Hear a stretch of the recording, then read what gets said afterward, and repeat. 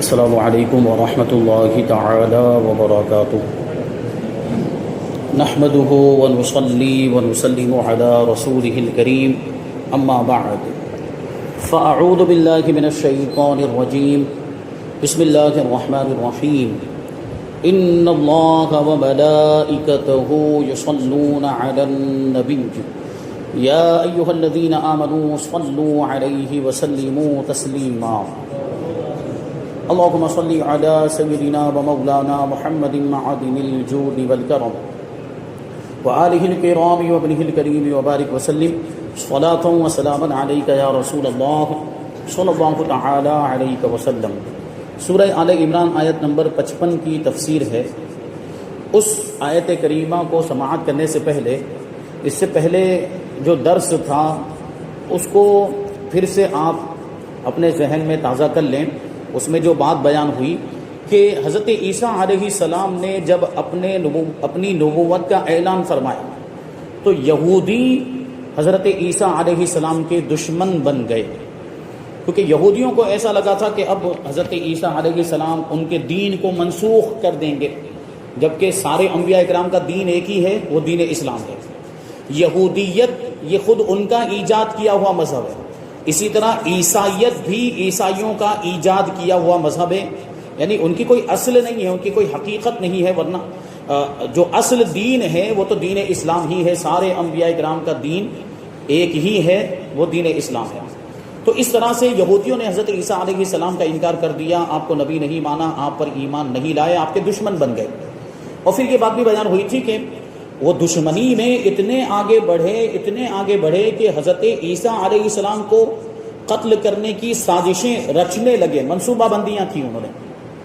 اور آپ نے یہ سنا کہ یہودیوں نے حضرت عیسیٰ علیہ السلام کو قتل کرنے کا پکا ارادہ بنا لیا تھا، وہ تو اللہ تبارک و تعالیٰ نے حضرت عیسیٰ علیہ السلام کی حفاظت فرمائی، ان کو آسمان پر اٹھا لیا۔ جو پہلا شخص مکان میں داخل ہوا تھا اس پر اللہ تبارک و تعالیٰ نے حضرت عیسیٰ علیہ السلام کی شباہت ڈال دی، تو ان لوگوں نے اس کو حضرت عیسیٰ سمجھ کر قتل کر دیا، یہودیوں نے۔ اس درس میں نے ایک بات، وہ ایک کریکشن ہے اس لیے میں یہ باتیں پھر سے عرض کر رہا ہوں۔ اس سے پہلے والے درس میں نے ایک بات عرض کی تھی کہ قتل کرنے میں حضرت عیسیٰ علیہ السلام کو جو لوگ خدا مانتے تھے نا، وہ بھی شامل تھے۔ تو کریکشن یہ ہے کہ وہ براہ راست شامل نہیں تھے۔ حضرت عیسیٰ علیہ السلام کو خدا ماننے والے لوگ براہ راست حضرت عیسیٰ علیہ السلام کے قتل میں شامل نہیں تھے۔ یہ بات تو ہے کہ حضرت عیسیٰ علیہ السلام کو قتل کیا ہی نہیں ہے ان لوگوں نے، لیکن قتل کرنے کا ارادہ تو کیا، قتل کرنے کی منصوبہ بندیاں، اور اپنے اعتبار سے تو پوری کوشش تھی ان کی۔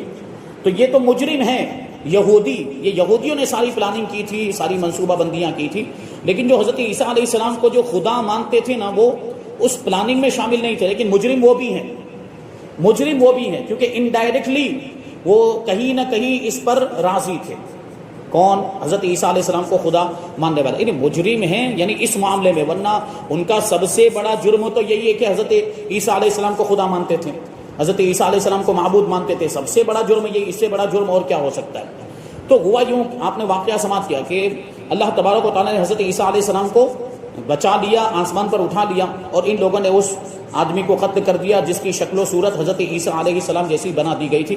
یہودیوں نے یہ کیا۔ تو اب جو حضرت عیسیٰ علیہ السلام سے محبت کا دعویٰ کرتے تھے، یعنی محبت میں اتنے آگے بڑھے ہوئے تھے کہ ان کو خدا مان رہے تھے، اب ان کی کیا ذمہ داری بنتی تھی، اور ان کا کیا مطلب یہ فریضہ بنتا تھا، ان کا فریضہ، ان کی ذمہ داری تو یہ تھی کہ ہمارا ایمان ہے کہ حضرت عیسیٰ علیہ السلام قتل نہیں ہوئے، تو ان کو بھی یہی ماننا چاہیے تھا کہ حضرت عیسیٰ علیہ السلام قتل نہیں ہوئے۔ انہوں نے بھی مان لیا، حضرت عیسیٰ علیہ السلام کو خدا ماننے والوں نے بھی یہ مان لیا کہ حضرت عیسیٰ علیہ السلام قتل ہو چکے ہیں۔ یہ ان کا ایک جرم ہوا، اور ان پر اسی وجہ سے سب سے بڑا اعتراض یہ ہوتا ہے، جو میں نے اس سے پہلے والے درس میں عرض کیا تھا، کہ ان کے عقیدے کے مطابق حضرت عیسیٰ علیہ السلام قتل ہو چکے ہیں۔ جو قتل ہو جائے وہ خدا کیسے ہو سکتا ہے؟ جو قتل ہو جائے وہ خدا ہو ہی نہیں سکتا۔ تو یہ ان کا عقیدہ ہی غلط، اس کا پورا شیش محل ڈھہ گیا، یہ ان کا عقیدہ ہی باطل ہے، اس کا بطلان ثابت ہو گیا۔ اب دوسرا جرم ان کا یہ تھا، ان کے عقیدے کے مطابق، یعنی حضرت عیسیٰ علیہ السلام کو خدا ماننے والے جو واقعی ایمان والے تھے، ان کی بات نہیں چل رہی یہاں پر، جو حضرت عیسیٰ علیہ، جو بعد میں اپنے آپ کو جن لوگوں نے عیسائی کہلوایا، جن لوگوں نے عیسائی مذہب کی بعد میں بنیاد رکھی، کیونکہ وہ عیسائی مذہب حضرت عیسیٰ علیہ السلام کے لائے ہوئے دین سے کوئی تعلق نہیں رکھتا، یہ ان لوگوں نے ایجاد کیا ہوا مذہب عیسائیت جس کو یہ لوگ بولتے ہیں۔ تو ان لوگوں کی اب ذمہ داری کیا بنتی تھی؟ ان کے عقیدے کے مطابق حضرت عیسیٰ علیہ السلام قتل کیے جا چکے ہیں، تو ان کی ذمہ داری یہ بنتی تھی کہ ان کو بدلہ لینا چاہیے تھا، خون بہا لینا چاہیے تھا، قصاص لینا چاہیے تھا کہ نہیں؟ ان کی یہ ذمہ داری ان لوگوں نے نہیں لیا۔ یہ کتابوں میں لکھا ہے، تاریخ کی کتابوں میں لکھا ہوا ہے کہ حضرت عیسیٰ علیہ السلام کو جو ماننے کا دعویٰ کرتے ہیں، جو حقیقت میں وہ ماننا تھا ہی نہیں، یعنی جو خدا مان رہے ہیں وہ حقیقت میں سب سے برا نہ ماننا ہے۔ یہ تو نہ ماننا ہوا نا، جو خدا مان رہے ہیں۔ حقیقت میں ماننا تو یہ ہوتا کہ ان کو اللہ کا بندہ مانتے، اللہ کا رسول مانتے، جو حضرت عیسیٰ علیہ السلام بار بار خود ارشاد فرماتے تھے کہ میں اللہ کا بندہ ہوں، میں اس کا نبی ہوں، میں اس کا رسول ہوں، میں خدا نہیں ہوں، تمہارا رب تو میرا بھی رب اور تمہارا بھی رب اللہ ہی ہے، اسی کی عبادت کرو۔ حضرت عیسیٰ علیہ السلام تو بار بار یہ فرما رہے، لیکن یہ لوگ محبت کا دعویٰ کرنے کے ساتھ ان کو خدا مان رہے ہیں، تو یہ ماننا نہ ہوا بلکہ یہ تو نہ ماننا ہوا۔ تو بہرحال ان کی اب ذمہ داری یہ تھی ان کے اعتبار سے، کیونکہ ان لوگوں نے بھی یہ تسلیم کر لیا تھا کہ حضرت عیسیٰ علیہ السلام قتل ہو چکے ہیں، تو ان کی ذمہ داری یہ تھی کہ قصاص لیتے قاتلین سے، جن لوگوں نے بھلے اس کو قتل کیا، وہ آدمی کو قتل کیا، ان کے حساب سے تو حضرت عیسیٰ علیہ السلام تھے نا وہ، تو ان کو بدلہ لینا چاہیے تھا، ان لوگوں نے بدلہ نہیں لیا۔ تو اب یہ ایک اور اعتراض ہوتا ہے کہ بدلہ کیوں نہیں لیا، قصاص لینا چاہیے تھا۔ آج تک بھی ان کے سر پر یہ اعتراض باقی ہے، بوجھ ہے۔ تو اس کا جواب کیا دیتے ہیں یہ لوگ؟ اس کا جواب یہ لوگ دیتے ہیں کہ حضرت عیسیٰ علیہ السلام نے اپنی قربانی پیش کی تھی، اپنے آپ کو قربان کر دیا تھا انسانیت کی نجات کے لیے، انسانیت کی بخشش کے لیے۔ یہ حضرت عیسیٰ علیہ السلام کی یہ قربانی تھی۔ یہ دوسرا جھوٹ ان لوگوں نے گڑھ لیا، اس کی کوئی دلیل ان کے پاس نہیں ہے، اور یہ ظاہر سی بات ہے، بالکل گڑھی ہوئی بات ہے، بالکل بے اصل بات ہے، حقیقت سے اس کا کوئی تعلق نہیں۔ سب سے پہلا تو مسئلہ یہ ہے نا کہ وہ حضرت عیسیٰ علیہ السلام تھے ہی نہیں، تو قربانی کا سوال ہی نہیں پیدا ہوتا ہے نا۔ اور قربانی بھی کیوں دیں گے؟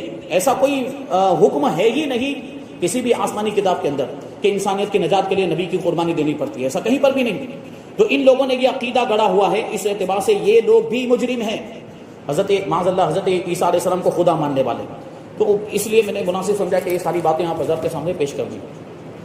تو آگے والی جو آیت کریمہ ہے وہ بھی بہت اہم ہے، حضرت عیسیٰ علیہ السلام کے تعلق سے جو ہمارا عقیدہ ہے نا، وہ عقیدہ اس آیت کریمہ کے اندر بیان ہو رہا ہے۔ آیت نمبر 55 میں اللہ تبارک و تعالیٰ ارشاد فرماتا ہے، اذ قال اللہ یا عیسیٰ انی متوفیک ورافعک الی ومطہرک من الذین کفروا وجاعل الذین اتبعوک فوق الذین کفروا الی یوم القیامہ ثم الی مرجعکم فاحکم بینکم فیما کنتم فیہ تختلفون۔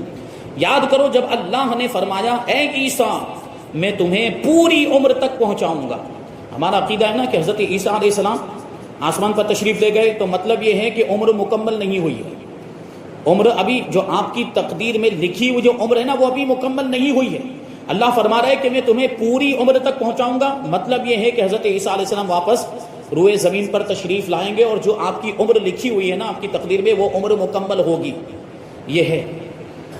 تو حضرت اللہ تبارک و تعالیٰ فرما رہا ہے کہ اے عیسیٰ میں تمہیں پوری عمر تک پہنچاؤں گا اور تجھے اپنی طرف اٹھا لوں گا، یعنی حفاظت کے لیے جو اللہ نے آسمان پر اٹھا لیا اسی کا ذکر ہے، اور تجھے کافروں سے نجات عطا کروں گا۔ کافر وہی جو حضرت عیسیٰ علیہ السلام کو قتل کرنے کا جن لوگوں نے ارادہ بنایا تھا، یعنی یہودی، اور تیری پیروی کرنے والوں کو قیامت تک تیرے منکروں پر غلبہ دوں گا، یعنی جو حضرت عیسیٰ علیہ السلام کا انکار کرنے والے ہیں نا، قیامت اللہ تعالیٰ وعدہ فرما رہا ہے کہ تیری پیروی کرنے، یعنی جو تجھے مانیں گے، اور حضور پاک صلی اللہ علیہ وسلم کے ظاہری طور پر دنیا میں تشریف لانے کے بعد اب حضرت عیسیٰ علیہ السلام کو ماننا ہی یہ ہے کہ حضور کو مانا جائے، کیونکہ سارے نبیوں نے یہ اپنی امت کو یہ تاکید کی ہے، سارے نبیوں نے اپنے امتیوں کو یہ وصیت کی ہے کہ ہمارے مرنے معاذ اللہ ہمارے ظاہری طور پر دنیا سے تشریف لے جانے کے بعد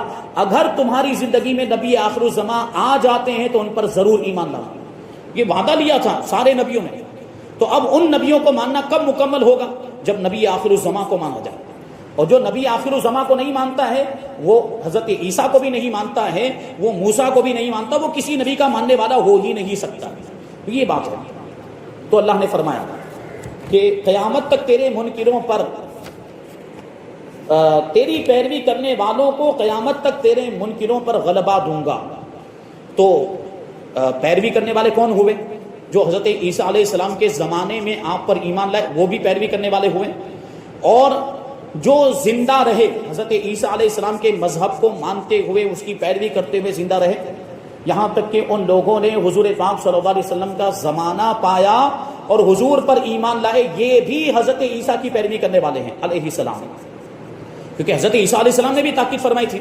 ایک آیت کریمہ ہے وَإِذْ قَالَ عِيسَى ابْنُ مَرْيَمَ يَا بَنِي إِسْرَائِيلَ إِنِّي رَسُولُ اللَّهِ إِلَيْكُمْ مُبَشِّرًا، وہ آیت کریمہ یاد نہیں آ رہی ہے کہ حضرت عیسیٰ علیہ السلام نے، عیسیٰ ابن مریم نے کہا تھا کہ اے بنی اسرائیل، میں تمہاری جانب رسول بنا کر بھیجا گیا ہوں، اور میں اپنے بعد آنے والے رسول کی بشارت دینے والا بنا کر بھیجا گیا ہوں، جو میرے بعد رسول آئیں گے ان کا نام احمد ہوگا۔ تو یہ بات کیا، اس سے کیا ثابت ہوئی کہ حضرت عیسیٰ علیہ السلام بھی اپنی امت کو یہ تاکید فرما رہے ہیں کہ نبی آخر الزمان پر ایمان لانا۔ تو حقیقت میں حضرت عیسیٰ علیہ السلام کی پیروی کرنے والے لوگ کون ہیں؟ جو بعد میں زندہ رہے، حضور کا زمانہ پایا اور حضرت عیسیٰ پر بھی ایمان لائے تھے اور حضور پاک صلی اللہ علیہ وسلم پر بھی ایمان لائے تھے، تو وہ غالب رہیں گے منکروں پر۔ تو اس میں ہم لوگ بھی آ گئے الحمدللہ، یعنی حضور پاک صلی اللہ علیہ وسلم کو ماننے والے بھی سب آ گئے، کیونکہ ہم الحمدللہ سارے انبیاء کرام کو مانتے ہیں، ہم حضرت عیسیٰ علیہ السلام کو بھی مانتے ہیں، ہم حضرت موسیٰ علیہ السلام کو بھی مانتے ہیں، تمام انبیاء کرام پر ہمارا ایمان، بلکہ انبیاء کرام پر ایمان لانا ہی یہ ہمارے ایمان کا جز ہے، ہمارے ایمان کا حصہ ہے۔ ہم لوگ ایمان مفصل پڑھتے کہ نہیں؟ آمنت باللہ وملائکتہ وکتبہ ورسلہ، ہم کہتے ہیں کہ میں اللہ پر ایمان لایا، میں اللہ کی ساری کتابوں پر ایمان لایا، میں اللہ کے سارے رسولوں اور نبیوں پر ایمان لایا، یہ ہمارے ایمان کا حصہ ہے، سارے نبیوں پر ایمان لانا۔ تو پیروی کرنے والوں میں سب آ گئے، فرمایا کہ تیری پیروی کرنے والوں کو منکروں پر غلبہ دوں گا قیامت تک، پھر تم سب میری طرف پلٹ کر آؤ گے، یعنی میدان محشر میں سب کو دوبارہ زندہ کیا جائے گا اور اللہ کی بارگاہ میں سب حاضر ہوں گے۔ تو جن باتوں میں تم جھگڑتے تھے ان باتوں کا میں تمہارے درمیان فیصلہ کر دوں گا۔ یہ سارے اختلافات ہیں، کسی کوئی مانتا ہے کہ معاذ اللہ حضرت عیسیٰ علیہ السلام خدا ہیں، اور کوئی مانتا ہے کہ معاذ اللہ حضرت عیسیٰ علیہ السلام قتل ہو چکے ہیں، یہ سارے جو اختلافات، یہ سارے معاملات ہیں، اللہ تبارک و تعالیٰ قیامت کے دن ان کا فیصلہ فرما دے گا۔ یعنی جو ہم لوگ کہتے ہیں نا دودھ کا دودھ اور پانی کا پانی ہو جائے گا، وہاں تو کسی کو انکار کرنے کی گنجائش ہی نہیں ہوگی اللہ تبارک و تعالیٰ کی بارگاہ میں۔ تو یہاں یہ جو فرمایا اس آیت کریمہ میں آپ غور کریں، حضرت عیسیٰ علیہ السلام سے 4 باتیں فرمائی گئی، اللہ تبارک و تعالیٰ نے 4 باتیں ارشاد فرمائی۔ پہلی بات ہے توفا، یعنی پوری عمر کو پہنچانا، دوسری بات ہے اپنی طرف اٹھا لینا، تیسری بات ہے کافروں سے منکروں سے نجات دینا، چوتھی بات حضرت عیسیٰ علیہ السلام کے پیروکاروں کو غلبہ دینا۔ اب یہاں پر یہ 4 باتوں کی تفصیل بیان کریں گے اور اس کی مکمل وضاحت کریں گے۔ پہلی بات ہے توفا۔ اب اسی کو لے کر کچھ لوگ غلط فہمی میں مبتلا ہیں اور دوسروں کو بھی غلط فہمی میں مبتلا کرتے ہیں، مغالطہ دیتے ہیں اس لفظ کو لے کر، کیونکہ اس کا ایک معنی ہوتا ہے وفات دینا، توفا کا ایک معنی تو پورا کرنا ہوتا ہے۔ تو یہاں ہم کیا ترجمہ کر رہے ہیں کہ تمہاری پوری عمر تک پہنچاؤں گا، تمہاری عمر کو پورا کروں گا، اللہ تعالیٰ یہ فرما رہے ہیں، ہم یہ ترجمہ کرتے ہیں۔ لیکن جو حضرت عیسیٰ علیہ السلام کے تعلق سے یہ عقیدہ رکھتے ہیں نا کہ معاذ اللہ حضرت عیسیٰ علیہ السلام قتل ہو چکے ہیں، تو وہ لوگ اس کا یہ ترجمہ کرتے ہیں کہ میں تمہیں وفات دوں گا۔ اور انہی لوگوں میں یہ مرزائی بھی ہے، کون مرزائی؟ قادیانی۔ ان لوگوں کا بھی وہی عقیدہ جو عیسائیوں کا عقیدہ ہے، عیسائیوں کا یہ عقیدہ ہے کہ معاذ اللہ حضرت عیسیٰ علیہ السلام کو سولی دی جا چکی ہے، ان کو قتل کیا جا چکا ہے، تو یہ مرزائی بھی وہی مانتے ہیں۔ اور یہ مرزائی قادیانی اس آیت کریمہ کے اس لفظ سے دلیل لاتے ہیں کہ دیکھو آیت کریمہ میں آیا کہ متوفی کا میں تمہیں وفات دوں گا، یعنی اللہ نے ان کو وفات دے دیے، ان کا انتقال ہو چکا ہے۔ تو اب اس کا جواب کیا ہوگا ہماری طرف سے، وہ یہاں پر بیان کرتے ہیں۔ تو پہلی بات تو توفا ہے، اس کو بہت توجہ کے ساتھ آپ سماعت کریں گے، تھوڑی علمی گفتگو ہوگی انشاءاللہ، میں سمجھانے کی کوشش کروں گا۔ اس میں ہمارا بنیادی عقیدہ حضرت عیسیٰ علیہ السلام کے تعلق سے بیان ہو رہا ہے۔ تو فرماتے ہیں کہ پہلی بات تو توفا ہے۔ مرزائیوں نے آیت پاک کے ان الفاظ کو بنیاد بنا کر یہود و نصارہ کی پیروی میں حضرت عیسیٰ علیہ السلام کی وفات کا دعویٰ کر دیا۔ یہودی تو مانتے تھے، عیسائی تو مانتے تھے، لیکن مرزائیوں نے بھی یہ دعویٰ کی، مرزائی بھی مسلمان نہیں ہے ہمارے نزدیک۔ ارے جو حضور پاک صلی اللہ علیہ وسلم کی ختم نبوت کو نہ مانے، حضور پاک صلی اللہ علیہ وسلم یہ ختم النبیین کے منکر ہیں، کیونکہ ان لوگوں نے مرزا غلام احمد اس نے خود نے دعویٰ بھی کیا تھا نبوت کا، اور ان لوگوں نے اس کو مان بھی لیا نبی. تو جو حضور پاک صلی اللہ علیہ وسلم کے بعد کسی کو نبی مانے وہ مسلمان کیسے رہ سکتا ہے؟ ختم نبوت کا جو عقیدہ ہے نا یہ ضروریات دین میں سے ہے.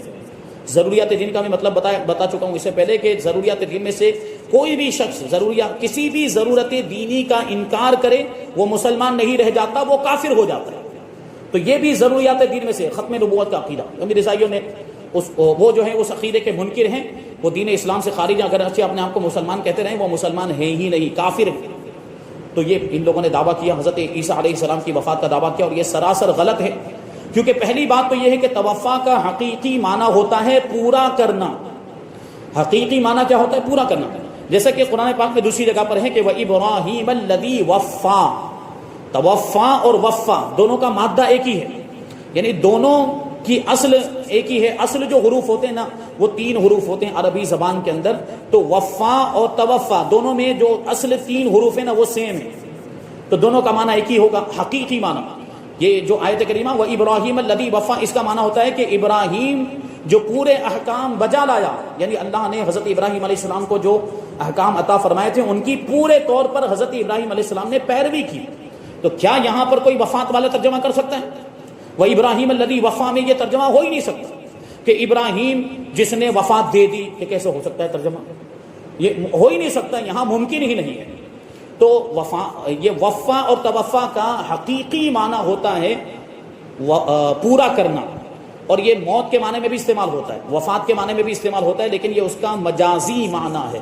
اب یہاں پہ آپ غور کریں گے 2 لفظ آئے، ایک ہے حقیقی معنی اور دوسرا ہے مجازی معنی. حقیقی معنی اور مطلب کیا ہوتا ہے اور مجازی معنی اور مطلب کیا ہوتا ہے، سب سے پہلے اس کو ہم سمجھنے کی کوشش کریں. یہ عربی زبان کے اعتبار سے بات چل رہی ہے. عربی زبان میں ایسا ہوتا ہے کہ جو لفظ جس معنی کے لیے وضع کیا گیا یعنی بنایا گیا، اس لفظ کو بنایا گیا، جس معنی کے لیے بنایا گیا وہ معنی وہ مطلب اس کا حقیقی معنی ہوتا ہے، اس کا حقیقی مطلب ہوتا ہے. اور کبھی کبھی ایسا ہوتا ہے کہ ایک لفظ اپنے حقیقی معنی کو چھوڑ کر، یعنی جس معنی کے لیے وہ وضع کیا گیا ہے، جس معنی کے لیے وہ بنایا گیا ہے، وہ لفظ اس معنی کو چھوڑ کر دوسرے معنی میں استعمال ہونے لگ جاتا ہے. تو وہ جو دوسرا معنی ہے اس معنی کو مجازی معنی کہا جاتا ہے. سمجھے آپ لوگ؟ آپ یوں سمجھ لیجئے کہ ایک لفظ ہے جس کا ڈکشنری اور لغت کے اعتبار سے ایک معنی ہوتا ہے، وہ ہو گیا حقیقی معنی، یعنی وہ اسی معنی کے لیے وضع کیا گیا. لیکن کبھی کبھی وہ لفظ اس معنی کو چھوڑ کر دوسرے معنی میں استعمال ہونے لگ جاتا ہے، اس کو مجازی معنی کہا جاتا ہے. ایک مثال دوں، جیسے ہم لوگ کہتے ہیں نا علی شیر خدا، علی شیر ہے، ہم کہتے ہیں نا علی شیر ہے. تو یہاں کیا شیر کا حقیقی معنی مراد ہے کہ وہ جنگل کا جو جانور ہوتا ہے، بہت طاقتور ہوتا ہے، بہت بہادر؟ تو کیا یہاں یہ وہ معنی مراد ہے؟ مراد نہیں کہ یہ شیر کا حقیقی معنی ہوا وہی جنگل کا جانور. لیکن جب ہم یہ بول رہے ہیں کہ علی شیر ہے تو اب وہ معنی مراد نہیں ہو سکتا، کیونکہ یہاں ہم نے پہلے جب جو لفظ بول دیا علی، تو علی تو انسان ہے نا، تو وہ جنگلی جانور تو ہو نہیں سکتے، جنگلی جانور تو مراد لیا نہیں جا سکتا. تو اب کیا مراد دیں گے؟ بہادری. علی شیر ہے مطلب علی بہادر ہے، علی شیر ہے مطلب علی طاقتور ہے، علی شیر ہے مطلب علی نڈر ہے، یعنی اس جانور کی جو صفات ہیں، جو خوبیاں ہیں، وہ علی کے اندر پائی جاتی ہیں. یہ ہوا مجازی معنی. شیر کا حقیقی معنی تو جنگل کا جانور، لیکن ہم وہ معنی یہاں شیر بول کر مراد نہیں لیتے. جب ہم یہ بولتے ہیں نا علی شیر ہے تو بہادری والا معنی مراد لیتے ہیں، یہ ہوتا ہے مجازی معنی. اب بات سمجھ میں، جیسے کہ ایک اور مثال لیجئے، یہ جملہ کہا جاتا ہے کہ بادشاہ نے فلاں شہر تعمیر کیا. یہ آپ نے بہت سارے شہروں کے بارے میں سنا ہوگا کہ فلاں شہر کو فلاں بادشاہ نے آباد کیا، تعمیر کیا، بنایا. ایک اور بڑی عام مثال ہے، یہ ایک جملہ بولا جاتا ہے کہ تاج محل کو شاہ جہاں نے بنایا.